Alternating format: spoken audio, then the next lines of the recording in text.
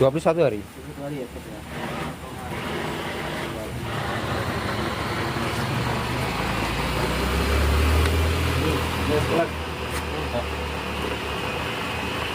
Oh, tomatnya nanti rambut. Ini tekniknya kan dia blending, buatan bang sama alus. Enggak. Nanti tak jelasin. Mungkin dijelaskan Guys, ya. kan ada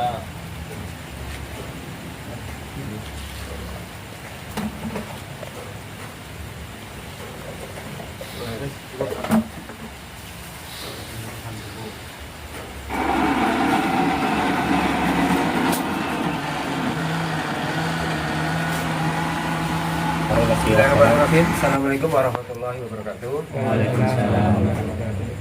Bapak-bapak, anggota kelompok ternak Indonesia yang hormati, menikah pembahasan kita sudah mengacu pada detail menyambung dari penyuluhan yang lalu mengenai ternak domba dan juga sapi.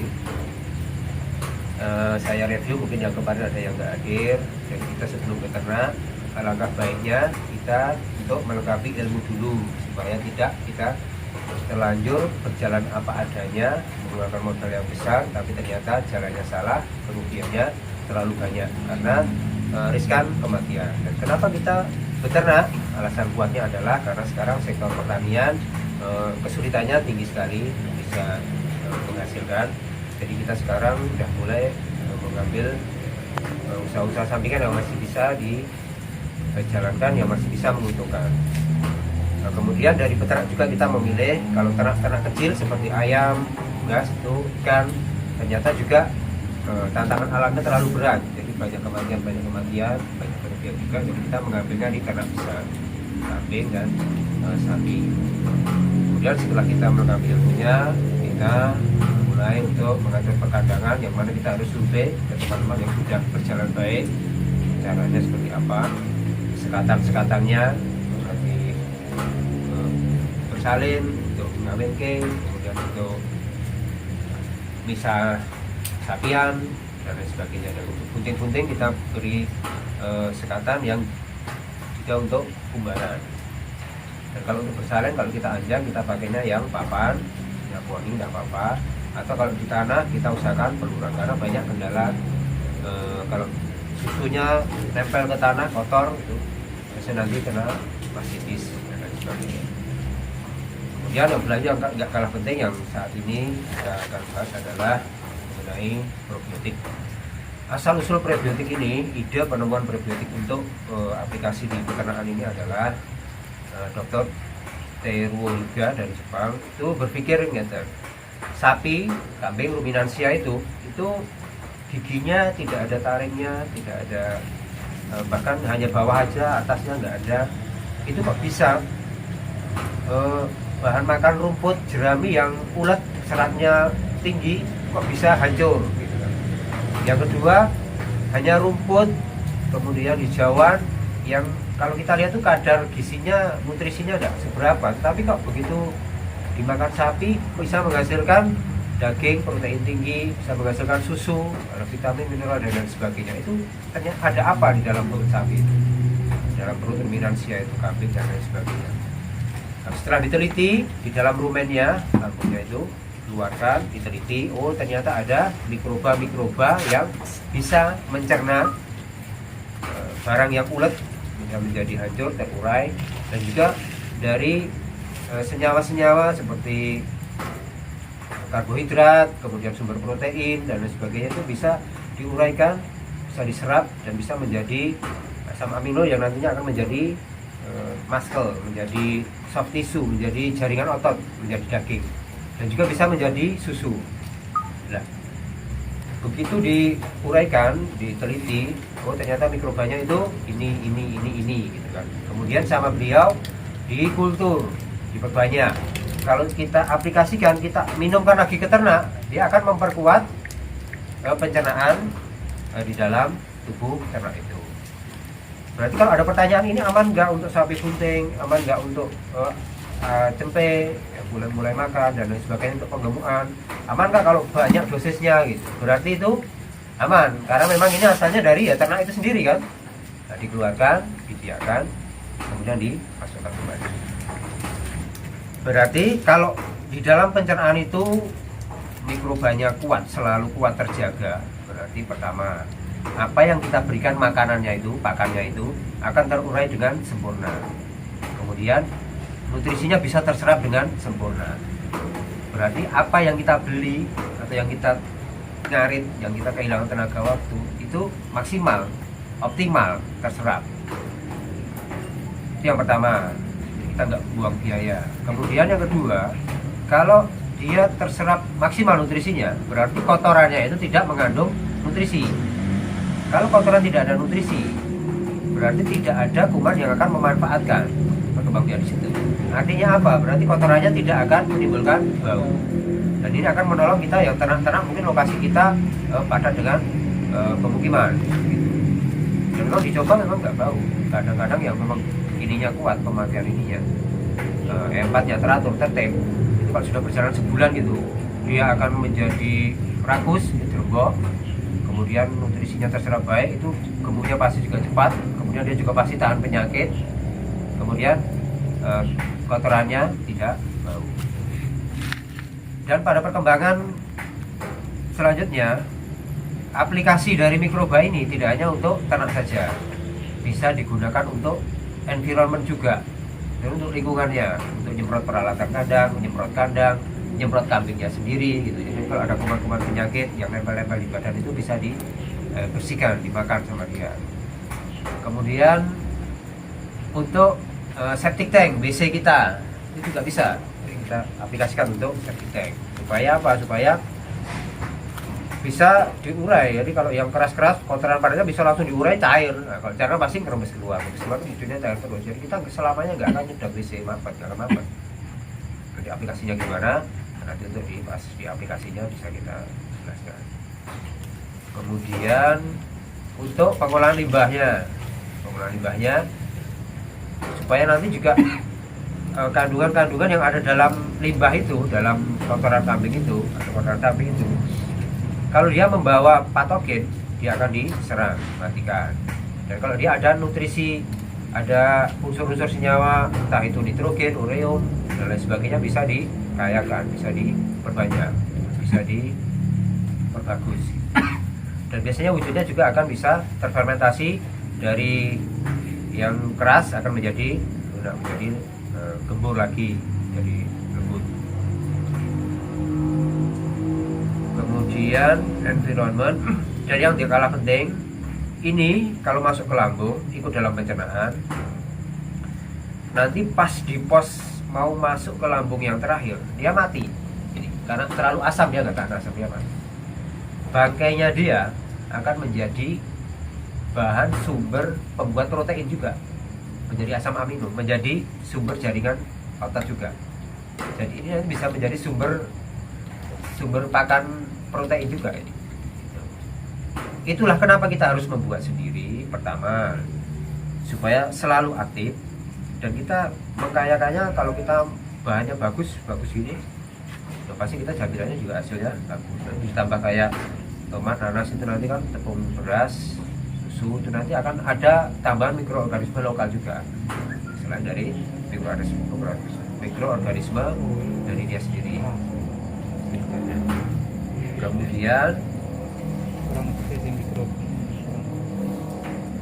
kita masuk ke peralatan ember. Nanti kita isi, kira-kira masih ada sela udara sedikit untuk plastik, kita ikat karet. Kemudian sayur untuk menakar, blender untuk tadi tomat sama nanas. Kemudian air, nanti kita untuk biangnya kita pakai ini sumatro. Jadi yang udah jadi nanti kita pakai. Kemudian yang gak kalah penting itu susu itu harus ada, tepung beras, terasi ini sebenarnya harusnya tepung ikan, kita sulit cari, kita pakai terasi aja nggak apa-apa. Kemudian gula, bisa gula itu jangan yang mengandung gula pasir, bisa yang gula Jawa yang benar-benar sadapan dari kelapa atau aren. Karena gula Jawa ini kalau nggak hati-hati ada yang modelnya kecil-kecil itu ada campuran gula pasirnya, jadi mesti yang gula kelapa. Kemudian Yakult sama ini ragi tape kita ambil nanti saccharomycesnya. Nah, itu ternyata di dalam mikroba, di dalam pencernaan ruminansia itu yang dominan adalah bekerjanya itu adalah Saccharomyces. Jadi kita kayakan nanti Saccharomyces. Airnya kalau bisa air galon, kalau pakai air sumur di godok sampai itu gimana gitu. Sebenarnya ya bagus, mikrobanya hilang, tetapi biasanya kalau sudah dioksidasi, dibakar, itu oksigennya juga rendah. Kalau kita pakai air yang disuling saja, yang disaring gitu. Kalau bisa pakai yang galon. Terus sebenarnya saya maunya ada air kelapa, tapi karena ini air kelapa itu kan kalau kita nggak segera dipakai itu akan kecut cepat sekali busuknya. Jadi nanti kalau mau pakai air kelapa nanti disusulkan saja besok, nggak apa-apa. Oke, sekarang kita mulai buat ya. Aslinya kan kalau mau bikin mikroba ini kayak ngikutin dokter Theo Rohiga penemunya itu kan rumen sapi, keluarga, peres, gitu kan. Nah ini cairannya ini kan udah mengandung mikroba itu dibiarkan. Terus ya nggak kalah penting gini ya, ini nanti aplikasi. Kalau nanti jelas sudah mulai untuk, kalau saya sih cenderung kita tetap seperti yang kemarin, punya bang bakar hijauan, ini diminumkan. Nah nanti pasti jenengan tergoda dengan apa? Ini jenengan pakai untuk fermentasi pakan, itu nanti akan bikin kacau itu nanti. Fermentasi pakan biasa nanti terus mencret kembung nanti kalau nggak bisa fermentasi itu. Nah fermentasi kalau kita punya bank pakan itu kita tidak difermentasi, hijauan itu jangan difermentasi, hijauan segar itu disilase. Jadi yang siku tok diplastiki, padetke, kalau punya vakum di vakum, kalau nggak punya ya dipadetke tali sisen. Sudah biar ke 21 hari. Jadi itu. Kalau jangan tambahin ini nanti karena hijauan itu sudah ada probiotiknya, ada prebiotiknya, ada itunya juga sudah cukup dia, ada gulanya juga. Nah kita bedakan prebiotik sama probiotik. Kalau probiotik ya ini mikroba ini, kalau prebiotik itu pakannya, sumber pakannya probiotik nih. Itu biasanya ya di Jawa, di komporan-komporan yang kita berikan tidak karbohidrat dan lain sebagainya. Serat-serat itu utama nih sedang makan itu berserat. Jadi tetap pakan itu hijauan jadi coba biasa. Nanti kalau di silase itu kan kalau kita yang nggak full ngomeni wedus kan sambil kerja kan ya kita butuh silase. Minggu pas libur kalau ngarit chopper atau cacah langsung di silase rumah sudah nanti bisa untuk makan seminggu. Kalau kita kerja orang rumah bisa makan. Jadi pembuatannya kita diangin dulu. Nah.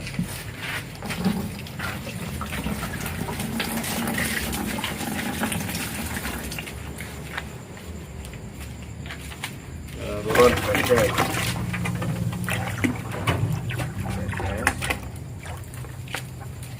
Sudah jadi hasilnya kan ini.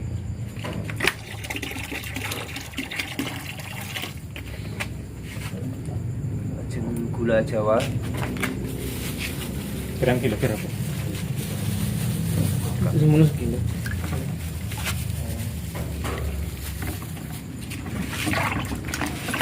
Ya dok, ini kita diamkan supaya dia aktif dulu ya, aktif dulu sebelum menerima bahan-bahan yang lain.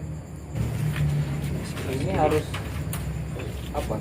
Gelap atau siang matahari ngaruh? Harus gelap, oke, jangan sinar matahari. Kita fermentasinya fermentasi dingin. Nanti kalau nyimpennya ya di gentong, gitu. Kalau punya kitchen set itu ya di bawah, di sari-sarisan itu lah, adem gitu.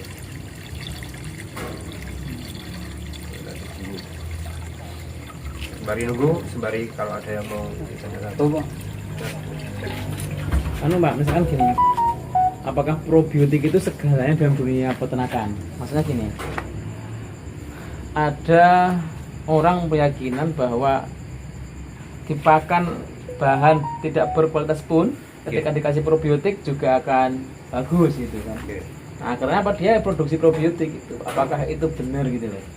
Soalnya pakan sebenarnya lebih pakan tok asal-asalan pakannya. Kemudian ada probiotiknya. Apa kemudian kambing itu jadi baik-baik gitu kan? Karena kan khawatirnya ketika nanti apa namanya probiotik itu dikenal oleh masyarakat, pokoknya dikai probiotik gitu kan? Wah, ini pakan sak ya gitu. Apakah benar seperti itu kan? Ya, tentunya tidak. Karena pasti kan kita kan dari awal itu penelitian pertama ditemukan ini kan karena apa? Karena di dalamnya ini hanya apa sih yang membuat ruminansia dengan bahan pakan seperti itu bisa menjadi daging, bisa menjadi susu gitu kan. Nah, ternyata kan ini gitu. Dia gerak jalannya itu, prosesnya di dalam itu ternyata mikroba ini. Berarti ini memang nggak bisa ditinggalkan. Nah, sementara bahan itu ya tetap kita ngacu ke kaidah. Kalau kita mau breeding atau penggemukan ya kaidahnya tetap nutrisi yang dibutuhkan ruminansia itu apa saja harus kita penuhi kan. Karbohidrat yang dipenuhi, protein kan itu kayak semua yang kering semua kan, protein kering, lemak kering gitu kan. Kemudian serat kasar, serat kering, kemudian vitamin, mineral gitu. Dan itu juga harus tetap tercukupi. Dia ini yang akan memproses gitu. Ini hanya pemproses. Kalau bahannya nggak bagus ya dia memproses tetapi ya apa adanya gitu kan. Kalau ini yang bahan yang diproses ini tidak mencukupi kebutuhan ternak itu untuk membuat daging, membuat susu, menguatkan tulang, kemudian enzim-enzimnya untuk menggerakkan sarafnya, mengatur semua metabolisme dalam tubuh, ya itu tidak bisa. Jadi kita tetap patokannya ya itu ya dari awal yang kita kemarin bahas ya harus kodratnya apa sih? Kodratnya ruminansia ya hijau kan ya kita berikan hijau ya sekarang. Nah, ini membantu untuk mencerna, memproses metabolismenya itu. Dan bahayanya yang kita temukan di lapangan kalau kita tidak dikontrol mikroba ini dengan pakan yang seadanya sedapannya itu, karena banyak kan kita nggak siap bang pakan, ternak hanya elu-elu, bahannya apa saja dimasukkan. Mikroba di dalam itu kacau, kalau pakan bolak-balik itu kacau dia. Nah, akhirnya ada yang mati, kondisi asam mati, habis, dengan pakan mandek di dalam. Mandek di dalam, tidak ada yang mencerna, itu pasti sudah mati. Itu tandanya ya ngebrok gitu, nggak mau makan, gila-gila. Orang kalau yang nggak teliti dikiranya itu masuk angin aja gitu. BF demam 3 hari itu. Tapi kalau yang teliti begitu tahu ngebrok, pegang hidungnya, bungure, teles, ya udah itu masalah itu. Kalau kering, beler udah BF ini nggak apa-apa gitu. Tapi kalau hidungnya kok teles gitu, gelembangan sidik-sidik, pasti indigesi itu, gagal cerna. Itu udah ada obat, jagal itu. Tidak bisa, karena saya tidak bisa ditolong. Banyak itu kasusnya. Dan itu terutama di penggemukan. Kalau sudah deket-deket mau besaran itu pada disengkak kan pakannya kan. Ininya sama sekali tidak diberi tambahan, hanya kandangnya yang ada di dalam perut sapi itu. Nah pakan itu ya sak dapetnya, dapat ini onggok, apa tahu, apa kacau, asam. Karena kan kaidah memberi pakan itu juga ada aturan ya kan, harus sekian persen, tidak boleh lebih dari sekian. Nah ini untuk mencegah itu. Kemudian kalau memang rutin pakai ini, pertama udah pasti metabolisme lancar, dia pasti rakus, kotoran tidak bau, nutrisi terserap sempurna, dan untuk menghindari kematian yang akibat gagal cerna itu tadi. Dan yang lebih penting dia akan lebih tahan penyakit. Yang rutin pakai ini dia, ini belakangan ini kebanyakan domba bunting tua pada ngebrok itu. Ngebrok udah agak degleng-degleng ini, itu tidak bisa ditolong. Disuntik tambah nyekak kayak gitu. Itu belum ditemukan ini. Kita hanya bisa mencegah saja. Salah pencegahannya ini resep ini. Makanya ini wajib jangan harus aplikasi, harus buat. Dan saya pengen jangan bisa buat sendiri supaya kita pakainya itu enak, longgar loh. Sak. Ya. Dan dia terjamin pasti bagus banget.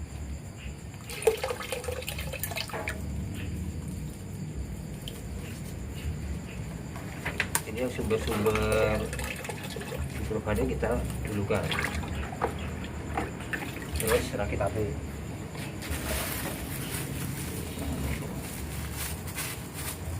Ini 2 butir awal, 10 butir ada nih.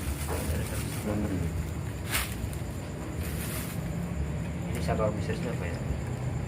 Yang paling dominan mikroba itu yang diteliti itu di dalam tubuh lambung sapi itu Saccharomyces ini.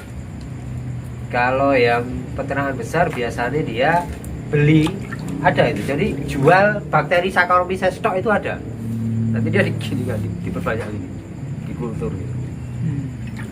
Peternakan besar kayak Sedana itu Saccharomyces dia punya. Sedana Farm Saccharomyces punya itu tadi.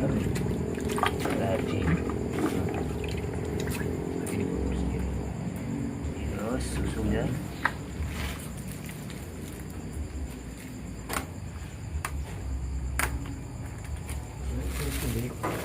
Ini motif Susu segar, kambing apa sapi? Kambing. ini harus ngurusin sapi deh. Terasa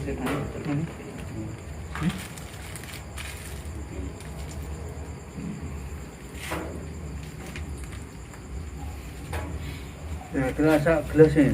Ya, 20 mili boleh. Berapa gitu? Kalau tepung beras. Nah,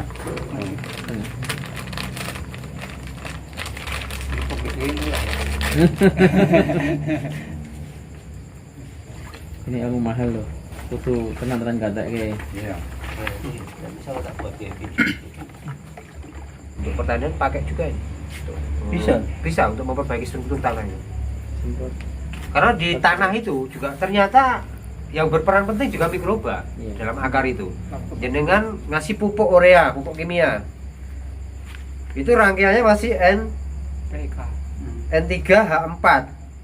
Akar bisa nyerap kalau itu rangkaiannya N3H3 gitu. Hanya ini harus diputus satu. Yang bisa mutus siapa? Ya mikroba itu.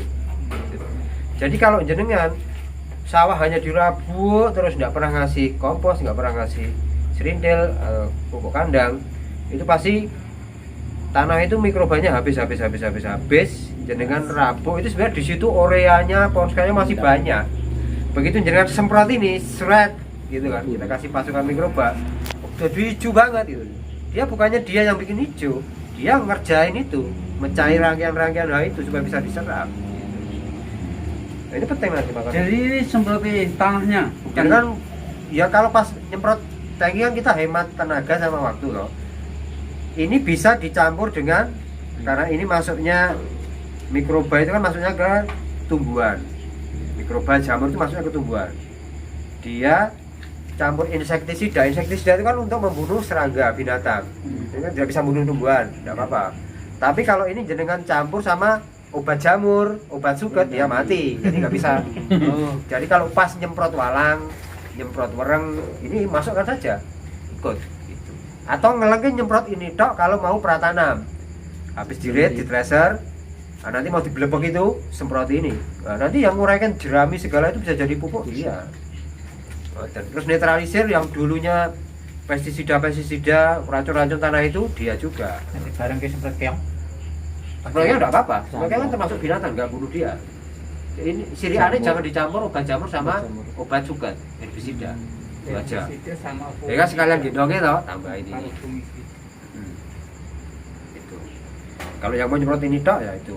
Nanti mamane kan kita punya banyak gitu ya enggak usah nyemprot kalau mau pratanam pas ngairi kelek saja. Biar nanti nyebar sendiri ini. Enggak harus semprot protol, enggak nyebar sendiri. Oh nyangone tanggane. Ya, ngamal sithik kok ngamal. Takrane pinten niku Pak? Nek sebau ngono Takaran nanti untuk pemakaian 1:1000. Jadi kan gendong tank ini kan 14 liter loh. Ya sidik mawon paling berapa tutup itu hanya sekitar 14 mili paling kan. Paling 2-3 tutup ya. Gawe dhewe ratu gua 5 tutup.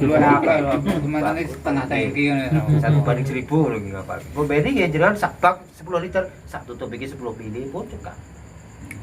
Nah, aku yo anu 2 gitu ya pengen. Nanti kalau udah jalan sebulan itu udah luar biasa. Jerembone, lincah, sehatnya gitu. Kotorannya barang itu, kencingnya, keringetnya barang nggak sengaja. Jangan beli sapi baru atau kambing baru. Keringetnya ambune gitu harus sengaja meripat amoniaknya tinggi ya. Itu karena memang pencerahannya nggak sempurna. Gitu. Nanti kalau udah jalan sebulan rutin ini, udah nggak sengaja itu kemeripat gitu nggak sengaja. Saya kalau nyuntik kan apa gitu, nyedak gitu yang meripat udah pedes, yang ambekan udah pedes amoniaknya. Bagus. nek pun dadi niku aplikasine 10 liter satu tutup. Nggih, pokoknya 1/1000 kan satu tutup 10 mili. 10 mili kali 1000 itu kan 10.000 mili ya, sekitar 100 liter, 10 liter. 1 liter kan 1000. Benake pirang liter iki. Thank you, Malah nek udah sendiri dhewe, Oh, banyak loh. Mas kiroan mantap. Diwarnake kan Oh, iya. sisa. Sudah ya, itu sudah. Botol sih. Lagi sudah berarti ini. Bisa tutup nek kok dikai tang tutup. Ini si nanas. Terus ini nanas. Terakhir nggih, Pak. Nggih. Tomat. Ini tomat. Nanas dan tomat. Itu kental loh. Nah nanti setiap hari untuk 1 minggu pertama besok ini kan nanti kita tutup rapat besok pagi jenengan buka, jenengan aduk. Tuh. Tugasmu. Supaya ini Sing cedek ya. ininya hilang dulu dia, hasil pernapasannya itu hilang. Sama dia nanti jenengan latihan feeling, ini kental apa ora, kentelan atau kekencaran gitu, nanti lama-lama hafal. Jangan pakai gayung, jangan pakai anu yang mudah ya, pakai tangan mawon. Tutup lagi 10 menit langsung tutup rapat. Terus besoknya lagi gitu ya, selama seminggu pertama. Udah gitu. Nanti kocek gitu loh, bunyi dia. Sampai dia kercek-kerceknya tenang. Set, tutup lagi. Nanti kalau sudah yang minggu kedua sampai minggu ketiga diamkan saja. Nanti kalau yang sudah jadi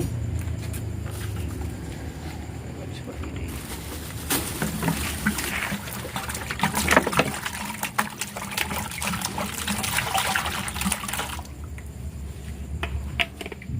Jadinya. Ini kan yang belum jadi dia nyampur kan, keruh kan, butek kan ini. Ya, butek ya.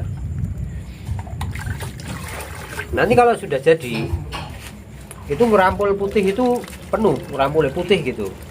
Terus bawahnya putih itu bening gitu. Terus yang lain-lainnya ini ngendap di bawah, bisa sendiri gitu. Nah nanti bening itu kalau mau aplikasi untuk nyemprot sawah ya kita ambil yang beningnya supaya enggak bunteti spraynya loh. Saring. Nanti kalau untuk yang membeni Sampingnya. kambing atau sapi ya Sak putih-putih. nggak apa-apa, sak putih-putih nggak apa-apa. Dan nanti kalau sudah tinggal sedikit segini, kalau mau pakai lagi itu jangan dibuang semua, biar ditinggalin itu loh. Nanti tambahin itu biangnya satu, terus bahan lain lagi, tutup. Tutup apa ini? Pak ini terus bisa tahan sampai berapa itu? Wah, belum tahu. Kalau saya sih ya Kan biasanya ada kadaluarsa kan kayak gini. ya, kalau yang model-model gini biasanya 6 bulan. 6 bulan ini kenapa? Dia sebenarnya kalau dia, karena dia kan dikemas, dikirim ke sana, dikirim kemari, ketandur di toko, jalan tokonya kepanasan gitu kan. Tidak tahan lama, mati semua gitu aja sebenarnya. Kalau yang kita punya kan kita kontrol terus. Indikasinya kita bagus apa enggak ya dicium aja udah. Asal dia selama masih itu seger, aman gitu. Nanti kalau yang udah nggak bagus itu busuk kok baunya. Busuk, bau busuk.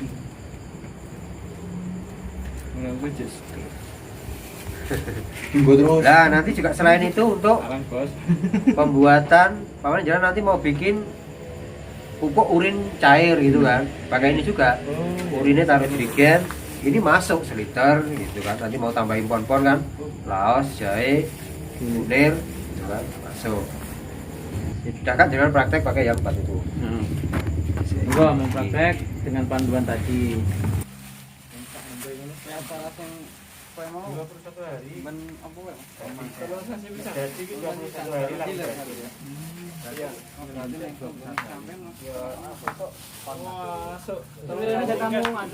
Jenengan bundel kayak ngeten mau kan lho. Bundel kecek niki. Angel. Seminggu tiap hari sih ya. Minggu kedua orang. Harus balik saya